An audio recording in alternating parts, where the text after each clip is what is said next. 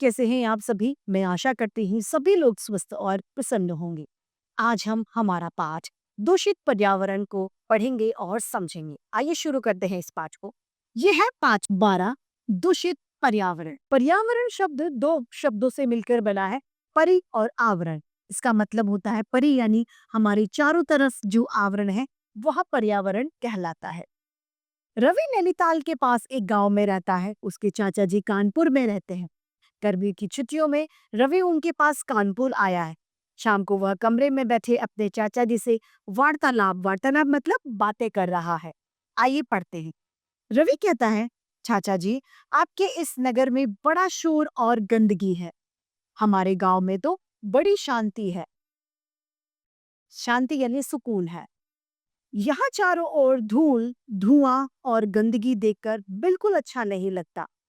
तेज शोर को सुनकर ऐसा लगता है जैसे कान के पर्दे ही फट जाएंगे। चाचा जी कहते हैं, तुम ठीक कह रहे हो, ये चीज अच्छी लगनी भी नहीं चाहिए। इनसे हमारा पर्यावरण दूषित यानी खराब होता है। पर्यावरण दूषित होने के कारण स्वास्थ्य यानी हमारी हेल्थ पर बुरा असर पड़ता है। रवि कहता है, चाचा जी, पर्यावरण का क्या अर्थ है?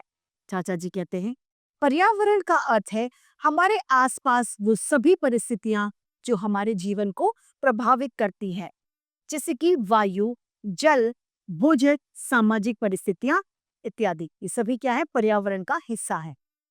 रवि कहता है, फिर तो हमें वायु, जल, भोजन और अपने समाज को दूषित होने से बचाने का प्रयत्न यानी कोशिश करनी चाहिए। चाचा जी कहते हैं, अवश्य जरूर करना चाहिए। अच्छे स्वास्थ्य के लिए पर्यावरण का स्वच्छ यानी पर्यावरण का साफ होना अत्यंत यानी बहुत जरूरी है। रवि कहता है, चाचा जी, वायु किन कारणों से दूषित हो सकती है? चाचा जी कहते हैं, रवि, वायु दूषित होने के कई कारण हो सकते हैं, जैसे इधर उधर कहीं भी कूड़ा फेंक देना। हम कचरा इधर उधर फेंक देते हैं, उससे वायु दूषित होती है। खुले में मलमूत्र त्याग करना, खुले में शौच जाना दूषित प्रदूषण का कारण है। कारखानों से जो धुआं निकलता है उससे प्रदूषण फैलता है। चारों ओर उड़ने वाली धूल और दिन प्रतिदिन बढ़ती हुई ये जनसंख्या, लोगों की संख्या जो दिन भर बढ़ती जा रही है, दिन पर दिन बढ़ती ही जा रही है, ये प्रदूषण के मुख्य कारण है। रवि कहता है, गंदगी से कैसे बचा जा सकता है? चाचा जी कहते हैं, हमें कूड़ा करकट इधर उधर नहीं फेंकना चाहिए। इसे ढक्कन वाले कूड़ेदान में ही डालना चाहिए। खुले में कूड़ा नहीं रखना चाहिए। जहाँ कूड़ादान ना हो वहां किसी गड्ढे में डालकर इसे मिट्टी से दबा देना चाहिए, ताकि इसके पर्यावरण पे गलत असर ना हो। मलमूत्र का त्याग करने के लिए स्वच्छ शौचालयों का प्रयोग करना चाहिए। यदि कहीं पर शौचालय ना हो तो बस्ती से दूर जाकर मलमूत्र त्यागना चाहिए। रवि कहता है, चाचा जी, कल कारखानों से निकलने वाले धुएं से किस प्रकार से बच सकते हैं, ये भी बताइए। चाचा जी कहते हैं, कल कारखानों से निकलने वाला धुआं श्वास संबंधी यानी जो हम सांस लेते हैं उससे संबंधित रोग पैदा करता है। इससे दो तरीकों से बचा जा सकता है। पहला ये कि जो फैक्ट्रियां हैं, कल कारखाने हैं, वो बस्ती से दूर लगाए जाए ताकि बस्ती के पास में धुआं ना आए। दूसरा, कल कारखानों की चिमनियां काफी ऊंची बनानी चाहिए, जिससे धुआं ऊपर ही ऊपर निकल जाए। रवि कहता है, चाचा जी, बढ़ती हुई जनसंख्या से वायु प्रदूषण किस तरीके से होता है, जरा बताएं। चाचा जी कहते हैं, बेटा, सभी प्रदूषणों का मुख्य कारण बढ़ती हुई जनसंख्या ही है। तुम जानते ही हो कि सभी मनुष्य सांस के द्वारा ऑक्सीजन लेते हैं। हम अपनी सांस लेते समय ऑक्सीजन अंदर लेते हैं और कार्बन डाइऑक्साइड निकालते हैं। इसके विपरीत पेड़ पौधे कार्बन डाइऑक्साइड लेते हैं और ऑक्सीजन छोड़ते हैं। पेड़ पौधे वायु को शुद्ध करते हैं। इस प्रकार प्रकृति में संतुलन बना रहता है।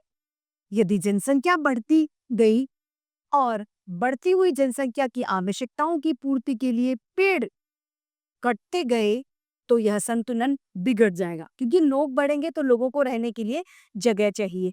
जब जगह चाहिए तो क्या होगा? वनों की कटाई होगी, जंगलों की कटाई होगी, तो उससे क्या होगा? पेड़ पौधे कम हो जाएंगे, तो ऑक्सीजन की मात्रा कम हो जाएगी। यह स्थिति बहुत भयंकर होगी। इसीलिए बढ़ती हुई जनसंख्या पर रोक लगाना बहुत जरूरी है। हमें वायु को शुद्ध रखने के लिए अधिकाधिक पेड़ यानी ज्यादा से ज्यादा पेड़ लगाने होंगे। रवि कहता है, चाचा जी जल प्रदूषण कैसे होता है? चाचा जी बताते हैं, जल के प्रदूषित होने के कई कारण हैं, जैसे कि नदियों में गंदे नालों का गिरना। नदियों में क्या करते हैं? गंदे नालों को छोड़ देते हैं। जल में कूड़ा करकट डाल देते हैं। अधजले शव यानी अधजले जो बिना कम जले हुए जो शव होते हैं, बॉडी जो होती है डेड बॉडी, वो पशुओं के शव, मरे हुए पशुओं को पानी में बहा देते हैं। कल कारखानों से निकलने वाले अपशिष्ट विषैले, जो जहरीले विषैले पदार्थ होते हैं, वो नदियों में डाल देते हैं। तालाबों, नदियों और नहरों के जल में गंदे कपड़े और बर्तनों का धोना, पशुओं को नहलाना और मल मूत्र त्यागना आदि, इन सभी से क्या होता है? प्रदूषण, वायु जल प्रदूषण बढ़ता है। रवि कहता है, भोजन के दूषित होने के कौन से कारण हैं? भोजन दूषित कैसे होता है? चाचा जी बताते हैं, भोजन कई कारणों से दूषित हो सकता है, जैसे मक्खियों, चूहों, कुत्तों, बिल्लियों द्वारा, रोगाणु द्वारा, खाद्य पदार्थों में हानिकारक वस्तुओं की मिलावट द्वारा। प्रदूषित भोजन करने से पेचिश, हैजा और पीलिया जैसे रोग हो जाते हैं। यानी मक्खी एक गंदी जगह से बैठकर हमारे खाने पे लाती है, तो वो क्या फैला रही है? प्रदूषण फैला रही है, जर्म्स फैलाती है। रवि कहता है, भोजन को दूषित होने से कैसे बचाया जा सकता है? दादाजी कहते हैं, इसके लिए आवश्यक है कि खाने पीने की वस्तुओं को हमेशा स्वच्छ यानी साफ बर्तनों में पकाया जाए। उन्हें स्वच्छ स्थान पर ढक कर रखा जाए, जिससे उन पर मक्खी आदि न बैठ सके। आवश्यकता के अनुसार उचित मात्रा में ही भोजन पकाया जाए। रसोई को बहुत साफ रखना चाहिए। इन सावधानियों को यानी इन सब चीजों को ध्यान में रखते हुए भोजन को दूषित होने से बचाया जा सकता है। रवि कहता है, चाचा जी आपका बहुत बहुत धन्यवाद। आज आपने मुझे बहुत जरूरी, बहुत उपयोगी बातें बताई हैं। वास्तव में पर्यावरण को प्रदूषण से बचाना तो हमारे अपने वश यानी अपने नियंत्रण में है। ये सब बातें मैं अपने मित्रों को बताऊंगा। ये पाठ संकलित है। तो देखा किस तरीके से हम प्रदूषण से बच सकते हैं। प्रदूषण को रोकना चाहिए। इसी के साथ ये पाठ समाप्त होता है और उम्मीद करती हूँ सभी को ये समझ में आया होगा। आज के लिए इतना ही, फिर मिलते हैं। धन्यवाद।